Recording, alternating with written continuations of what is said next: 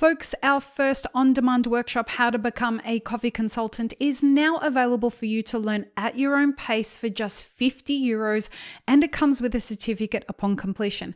Go to mapperforward.coffee/workshops or click the link in the show notes for more details. Support this podcast by supporting our sponsors. Welcome to the Daily Coffee Pro by Mapper Forward, friends. I'm your host, Lee Safar, and this is episode 1 of our 5-part series with Andres Felipe Ospina. Andres Felipe, welcome to the podcast.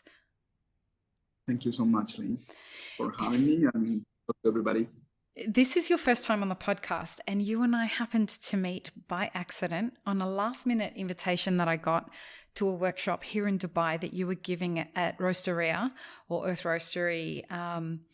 And it was like a gem of a find of a workshop. And we've decided that we're going to explore what you were talking about a little deeper on the podcast, because I think it's really, really important.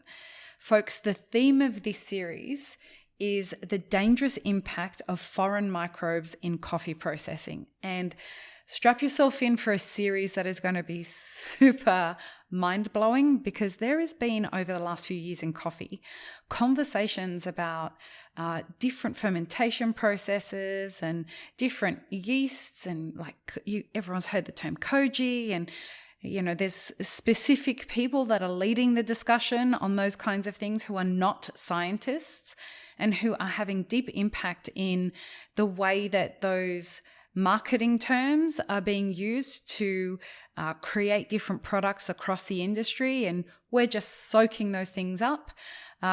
Today, in the coming 4 episodes of this series, Andres Felip is going to help us understand the actual scientific and ecological impacts of those marketing terms.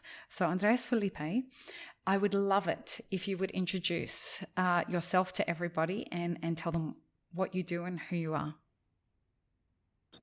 Okay, Lee, thank you. My name is Andres Felipe Ospina. I'm from Colombia. I'm botanist and marine biologist by formation, and then I have a master's degree in ecology. I've been working in community development since very early age.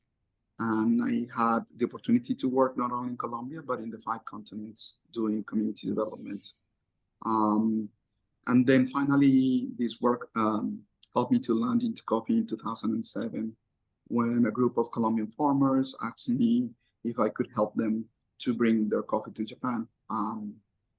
I live in Japan partially. My family is Japanese, so I live between Colombia, Japan, and other countries. And I produce coffee. I'm a farmer myself, so I have farms in Colombia, Costa Rica, and I import most of that coffee that I produce, along with coffee with about 1,000 families of farmers to Japan and other places. So been working with coffee since 2007, and always since I was young, I have this personal aim, and is how science can help local communities to overcome poverty. So now then when we work with coffee, that's what we do, basically. So you're a scientist, you work in coffee, you do it in a couple of different countries and across the value chain. And that's a little extra information I added to that because I saw the workshop, and I know that you work on the consuming end as well as on the producing end. Now, we want to have a conversation about ecology. So why don't we start this conversation off by you helping us understand what ecology is, so that we can move into the discussion about the ecology of coffee. Okay, ecology basically is the science that tries to describe the relationship between living beings. What is the relationship between them? How do they behave on time? How do they behave in different kind of conditions? How the conditions of the environment are going to shape the communities of different kind of animals and plants and microbes. And all this intricate relationship between them, that's kind of what ecology study. And it's been a big development in ecology during the last century, and we could understand more about our planet and the different kind of organisms that live together with us in the planet and how we are related with them and how they can shape each other, for example. So it's very related with evolution as well. Mm-hmm. And it's very interesting. Yeah, it is. When we talk about the ecology of coffee and coffee production, help us understand what that looks like. Well, there are many things that are related with ecology of coffee. First of all, coffee is native mostly to African countries. I mean, we believe it was originated in Ethiopia. The Arabica coffees, Caneforas probably were developed in Sudan or some other places. And humans have to trade those species into other ecosystems. And they have planted this coffee all around the world. Being saying that, we could say that coffee is an external plant to most of the planet and to most of the places where it is grown. And because we have been planting these trees all over the planet, we have altered the ecology of many countries. Being, for example, we see that coffee would not be possible without deforestation and without some transformation of other ecosystems around the globe. So fortunately, coffee is not an invasive species as per se that has capacity to extinguish other species. It actually is quite fragile. And if we don't take a lot of care of it, it could be devastated by disease or just for lack of adaptation to particular weathers and particular terroirs in different countries. You mentioned a word there, terroir. It's a word that we use a lot in coffee. What's the relationship between the term terroir and ecology? So terroir is a French term, as we all know. There's a lot of discussion about what is terroir, but I think basically terroir are the conditions in which one particular crop is being produced. And it includes mostly the environmental variables that could influence the particular quality of that food, for example, or drink, for example, in case of wine or or coffee, sorry.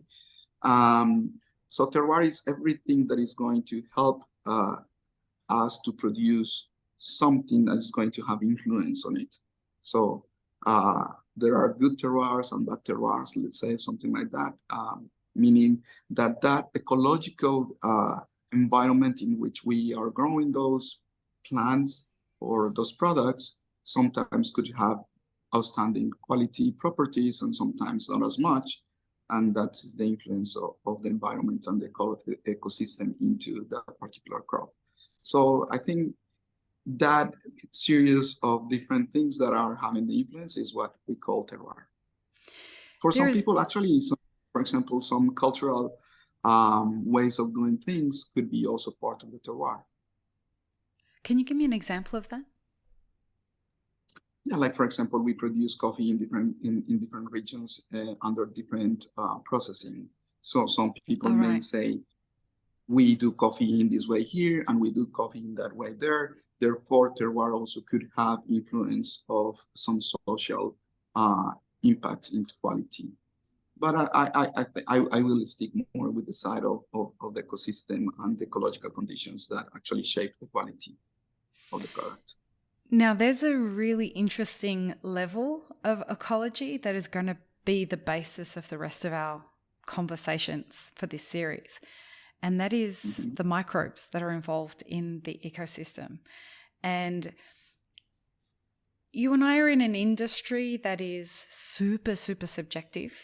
And the Specialty Coffee Association has taken steps in the last few years to start developing and investing in science that can start the process of helping us to set standards and understand more about the more objective side to coffee rather than the subjective side to coffee and the relationship between those things. And the reason I say that is because there are a lot of people that have ideas about the way that they can be innovative in coffee. So they'll take an idea and they will insert it into a part of the value chain, let's say coffee production, and the way that producers are doing what they're doing. And then they tweak it from a marketing perspective and just see if they can amplify the sales of the product that they've got without any real understanding of how it's going to impact the ecology of or the ecosystem around what that producer's doing. Folks, that's going to be the basis of the rest of our conversation across this series, because there have been some very damaging things that have been done without us as an industry even coming close to understanding it.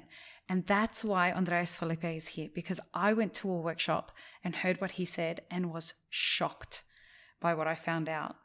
And then I gave Andres Felip an article that has caused a lot of people to participate in the buying practices around this. And to be very transparent, we're talking about Ecology here. So Ecology has been this wild phenomenon that happened in the specialty coffee industry, and everybody rode I want to get my hands on Ecology coffee. We didn't understand the ecological consequences of participating in that. You are going to understand the ecological consequences of that by the end of this series. So as we head into the next episode, I want you to start thinking about the things that we've talked about here today. I want you to start thinking about how you participate in these non-scientific approaches to the way we market ourselves as an industry, and perhaps start thinking about when somebody does start giving information and presenting themselves as an expert, are they really an expert, and do they have any business not partnering with people who are experts? So, Andres Felip, we're going to head into the next episode, and folks, I promise you this is going to be fucking awesome. Peace, love, and peanut butter. Have an amazing rest of your day. Thanks for tuning in, friends. There are 2 ways you can support this podcast. Firstly, become a paid member of our YouTube channel. Secondly, you can join our Patreon for as little as $3 a month. Don't forget to subscribe and like this video before you leave, and check the show notes for more information. Now, this is what you should check out next.